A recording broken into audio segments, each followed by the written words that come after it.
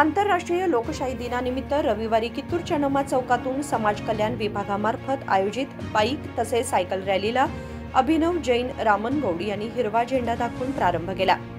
ही bike rally बेंगळुरूत समाप्त होणार असून सायकल रॅली टिळकवाडी मार्गे फिरून जिल्हाधिकारी कार्यालयाजवळ समाप्त होणार आहे।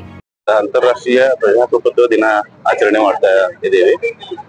ಅಂಗವಾಗಿ ಇಲ್ಲಿ ಬೈಕ್ ರ್ಯಾಲಿ ಮತ್ತು ಬೈಸಿಕಲ್ ರ್ಯಾಲಿ ನಡೀತಾ ಇದೆ।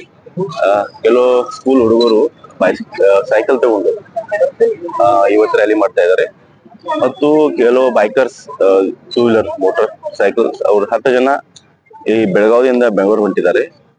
ಹಿಂಗಾಗಿ ಮತ್ತು ಇದರ ಅಂಗವಾಗಿ ನಾಳೆ ಕೂಡ ಕಾರ್ಯಕ್ರಮ ಇದಾವ। ನಾವು ಎಲ್ಲರೂ ಬೆಳಗಾವಿ ಜನ ಇದ್ರೊಳಗೆ ಭಾಗವಹಿಸೋಣ ಅಂತ ಹೇಳಿ ನಾನು 2 ಮಾತು ಮುಗಿಸ್ತೇನೆ।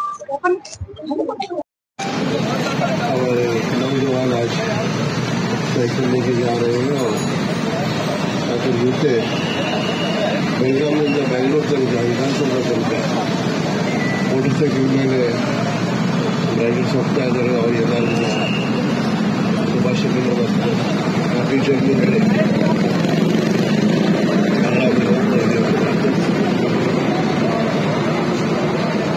डेमोक्रेसी संविधान यादव की हेरिटेज हम देश में जुड़े होते हैं।